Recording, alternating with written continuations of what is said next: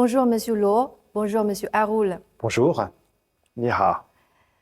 Le musée de la guerre de la résistance du peuple chinois contre l'agression japonaise présente d'une manière globale les 14 années de résistance du pays. Monsieur Lo, pouvez-vous en résumer brièvement les grandes lignes?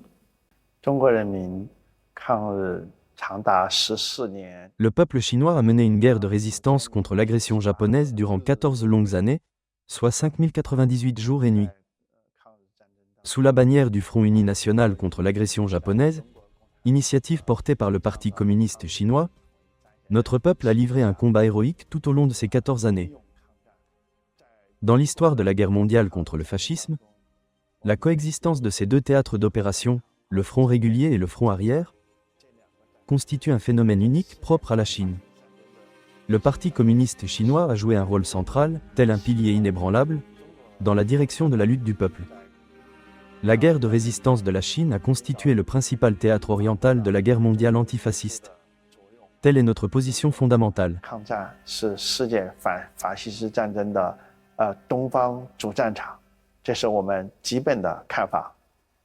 Et Monsieur Haroul, après avoir visité des lieux de mémoire chinois et écouté le résumé de Monsieur Lo, comment caractérisez-vous dans une perspective globale l'approche spécifique de la résistance chinoise à la victoire de la Seconde Guerre mondiale? La particularité de la résistance chinoise, c'est sa durée. 14 ans. Et si je compare avec d'autres formes de résistance pendant la Seconde Guerre mondiale, c'est la plus longue. 14 ans. En Europe, et notamment en France, la résistance dure entre 4 et 5 ans. Donc on voit bien l'enjeu et l'importance de la résistance chinoise, comment elle se structure, comment elle s'inscrit dans la durée et comment elle mobilise toutes les forces, et notamment les forces civiles. C'est une résistance qui se conclut par une victoire, la victoire du faible par rapport au fort. C'est aussi ça, la singularité, la particularité de la résistance chinoise. Comment interprétez-vous la différence de perception sur le début de la Seconde Guerre mondiale, Monsieur Lo? 对于这个二次世界大战的起点， Concernant le point de départ de la Seconde Guerre mondiale, il existe de nombreux débats, tant en Chine qu'en Occident, avec des interprétations variées. Si une opinion largement répandue en Occident situe le début de la guerre en 1939, avec l'invasion éclair de la Pologne par l'Allemagne, de nombreux chercheurs chinois, eux, proposent une autre perspective. La Chine s'est engagée bien plus tôt dans la lutte antifasciste. Dès 1931, avec la provocation de l'incident du 18 septembre et l'invasion du nord-est de la Chine, le peuple chinois a entamé sa résistance. Ainsi, la guerre de résistance du peuple chinois contre l'agression japonaise a débuté, une lutte qui allait durer 14 années. Dès 1931, la Chine a ouvert le prologue de la guerre antifasciste mondiale. 我们就揭开了世界反法西斯战争的序幕。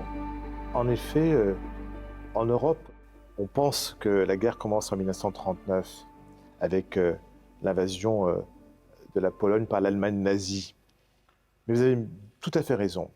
La guerre commence en Asie. La Seconde Guerre mondiale commence en Asie. Soit elle commence en 1937 ou elle commence même en 1931. Et je dirais qu'elle se termine en Asie, cette Seconde Guerre mondiale. Elle se termine par la reddition du Japon le 15 août 1945 et par la célébration de la victoire en septembre 1945 par la Chine. Donc c'est ça aujourd'hui la vision mondiale de l'histoire de la Seconde Guerre mondiale. Il faut l'aborder de façon globale, cette Seconde Guerre mondiale. Ce n'est pas une guerre civile européenne. C'est une guerre qui entraîne le monde entier. 早在我们抗日战争的时期啊， Dès la période de la résistance contre l'agression japonaise, le dirigeant du Parti communiste chinois camarade Mao Tse-dong indiquait avec clairvoyance que la grande résistance de la Chine concernait non seulement le pays lui-même et l'Orient, mais aussi le monde entier. La lutte de la Chine revêtait une dimension mondiale, elle engageait le destin de l'humanité tout entière. 世界的命运，人类的命运。 Et en Chine, on utilise souvent l'expression la guerre mondiale contre le fascisme, bien que le terme fascisme soit d'origine étrangère pour les Chinois, tandis qu'en Europe, on parle plus systématiquement de la Seconde Guerre mondiale. Monsieur Haroul, comment interprétez-vous les perspectives historiques et culturelles qui se cachent derrière cette différence d'appellation?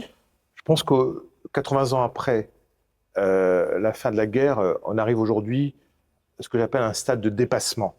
On n'est plus aujourd'hui dans des terminologies qui sont très datées. 80 ans après, on a le recul historique, le recul critique, qui permet de dire que cette guerre est globale et qu'il faut l'aborder avec l'ensemble des historiens, enrichir cette approche, aller visiter des segments qu'on n'a pas encore visités. Je suis extrêmement confiant dans la collaboration entre les historiens. Moi-même, j'ai mis en place un conseil scientifique qui m'accompagne dans ma démarche.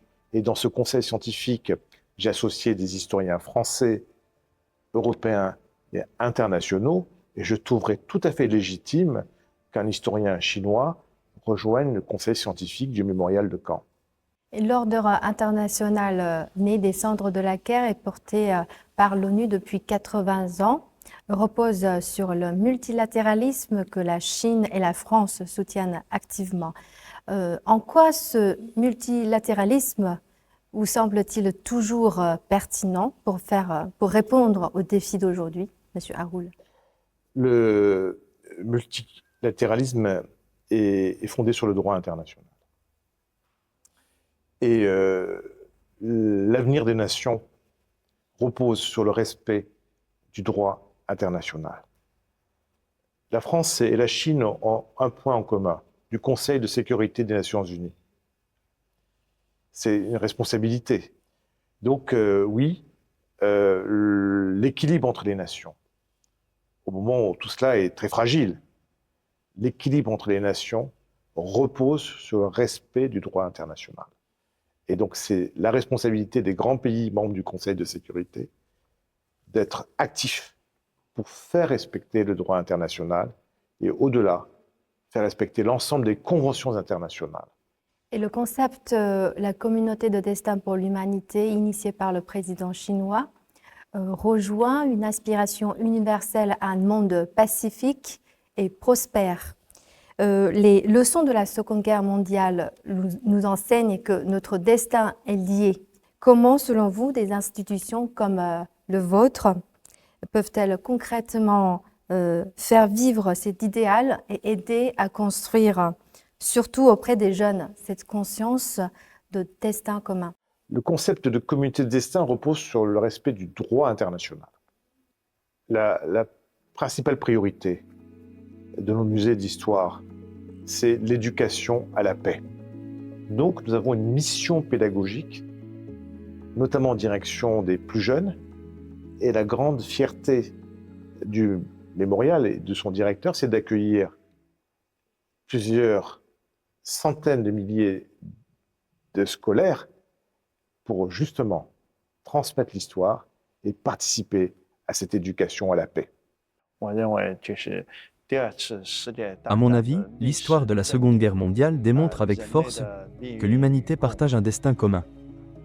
Notre résistance nationale ne luttait pas seulement pour la Chine elle-même, mais aussi pour la paix de l'humanité tout entière. Aujourd'hui plus que jamais, il est crucial de préserver le système international centré sur l'ONU. La leçon tirée dans la douleur de la guerre est que nous devons plus que jamais chérir et préserver la paix dont nous jouissons aujourd'hui.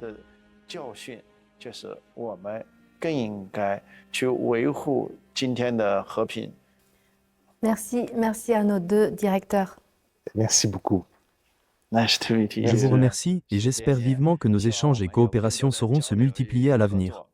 Bien sûr, on vous accueillera avec plaisir.